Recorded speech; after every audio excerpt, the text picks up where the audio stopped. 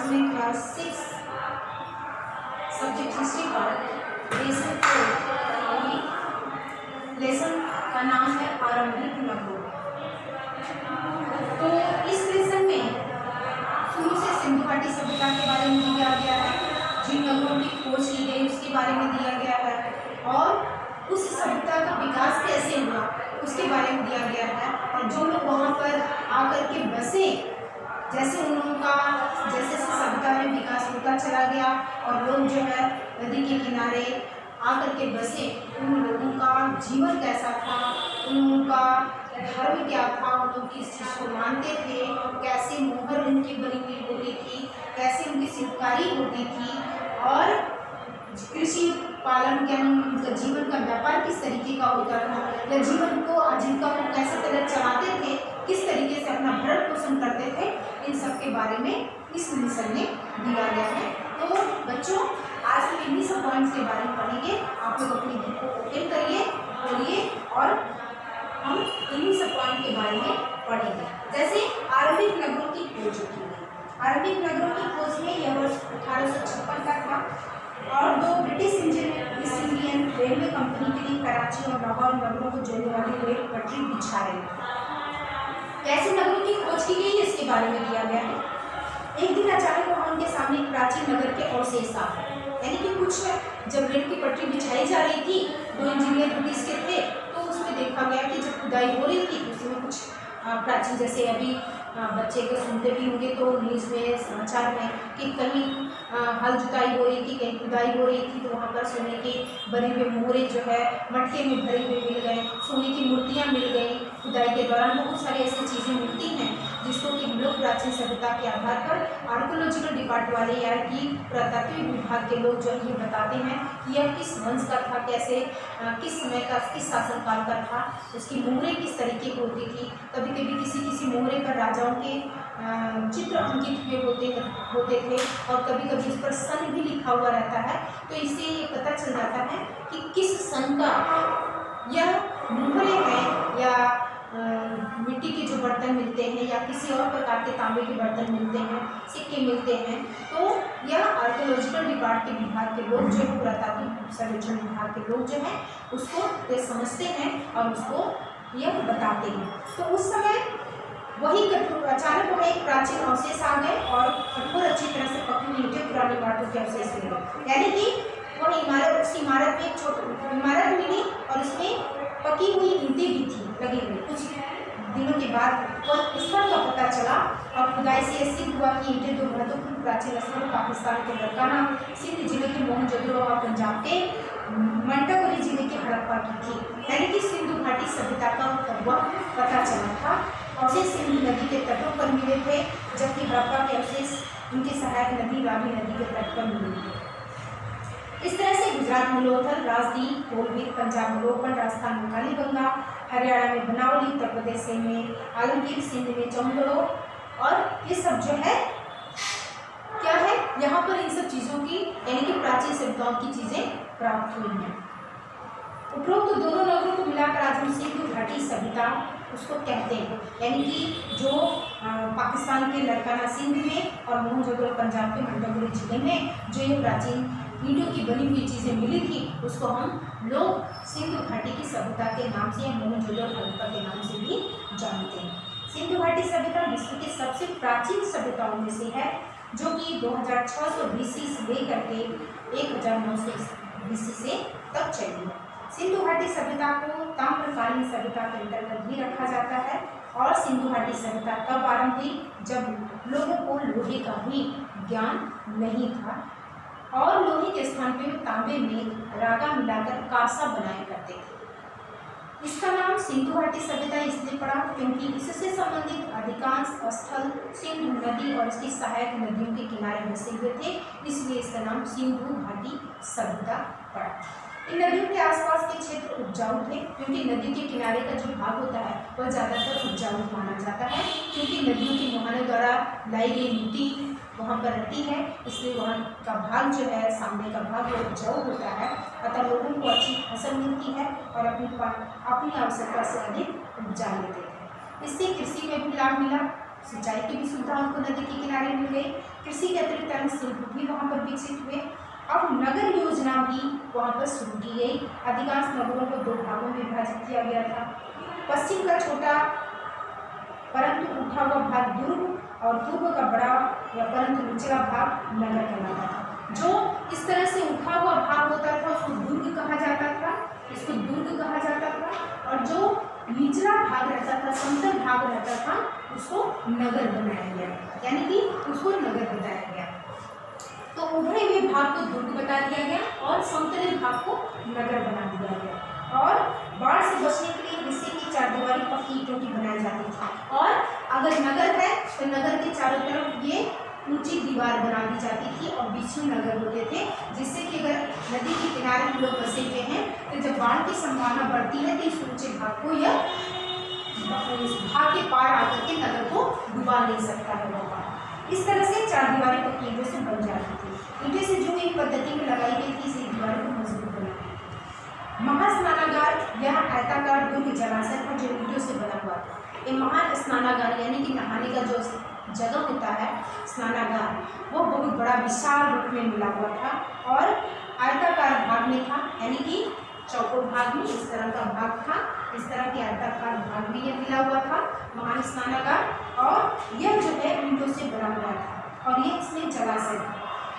और इस जलाशय में दोनों ओर से उतरने के लिए सीढ़ियाँ बनाई गई, यानी कि दोनों ओर से उतरने के लिए इसकी सीढ़ियाँ भी बनाई गई थी। इस तरह से लोग उतर सकते थे और उसमें सारी चीज़ें बनी थी। चारों तरफ से कमरे बने हुए थे उसमें, और वस्त्र बदलने के लिए भी एक छोटा सा रूम बनाया गया था। कुछ विद्वानों का यह भी विचार था कि विशिष्ट नागरिक विशेष अवसरों पर स्नान किया करते थे। जो और जगह रूम बने हुए थे, कमरे बने हुए थे, वहाँ पर कुछ विशिष्ट लोग भी या प्रमुख लोग भी आकर के वहाँ पर स्नान करते थे।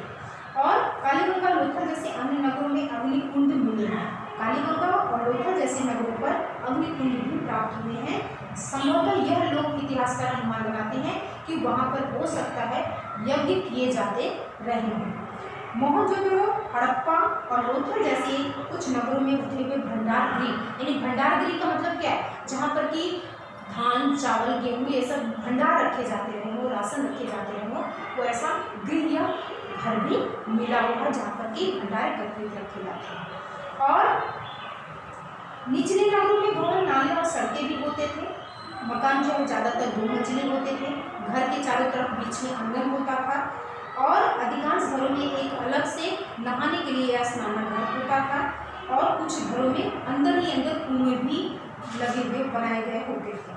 और नगरों में ढके हुए नाले भी होते थे। हर नाली में हल्का ढलान होता था ताकि पानी आसानी से निकल सके, यानी कि जो नालियाँ आजकल के समय में बनी हुई होती हैं, ऊपर से होता है, नीचे से ढलान आकर के पानी जो है पूरा बह जाता है, उस तरीके से नाली का ये ढलान होता है जिससे कि पानी निकल करके बड़े नालों में प्रवेश कर जाता है।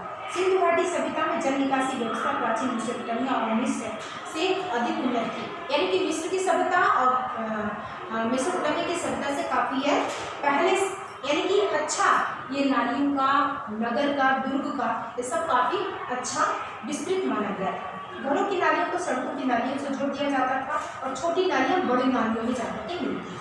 सड़क एक दूसरे को काटती थी जिससे नगर बड़े आयताकार खंडों में बटा हुआ था। जैसे एक सड़कें हुई तो दूसरी सड़क को जोड़ती हुई, एक सड़क यहाँ से आके मिली, दूसरी सड़क दूसरे जगह से मिल गई, तो उसको दूसरा रास्ता जाने का अच्छा साधन मिल जाता था। और नगरीय जीवन क्या होता था, कृषि तथा पशुपालन होते थे। कालीगंगा से कुछ लकड़ी के हल मिले हैं जो दर्शाते हैं कुछ समय लोग खेती भी करते, क्योंकि लकड़ी के हल मिले हुए हैं तो इतिहासकार ये मानने लगे उस समय के लोग जो है वह हल चलाते रहे होंगे खेतों में खेती करने के लिए। लोग गेहूँ, जौ, बाजरा आदि की खेती भी करते थे।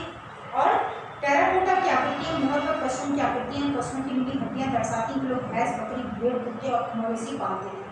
यानी कि टेराकोटा की आकृतियों से और मुहर पर कुछ पशुओं की आकृतियाँ बनी हुई हैं, उस समय की जो मुहर प्राप्त हुई है उस पर कुछ पशुओं की आकृतियाँ बनी हुई हैं, जिससे इतिहासकारों ने अनुमान लगाया है कि उस समय जो है लोग जो है पशु को भी पालते रहे होंगे, जिसमें कि भेड़, बकरी, कुत्ता ये सब प्रमुख रहे होंगे। इनमें से कुछ लोग हाथियों को भी पालते थे जिससे कि सामान को एक स्थान से दूसरे स्थान पर ले जाने का काम होता है। शिल्प, विभिन्न स्थलों से कई पत्थर और टेराकोटा के खिलौने मिले। यानी कि खिलौने को बनाया जाता था, शिल्पकारी की जाती थी हाथों से, मिट्टी से बने पशुओं की आकृति वाले खिलौने जिनके हम धागा खींचने पर देखते थे, चिड़िया की आकृति वाली चिड़िया भी मिली हैं। कुल शिल्पाकृतियाँ मोती और फर्कों से भी बनी हैं। वे मोती, सीप, सोने और चांदी से बने कंगन, बाजूबंद आदि गहने बनाए जाते थे।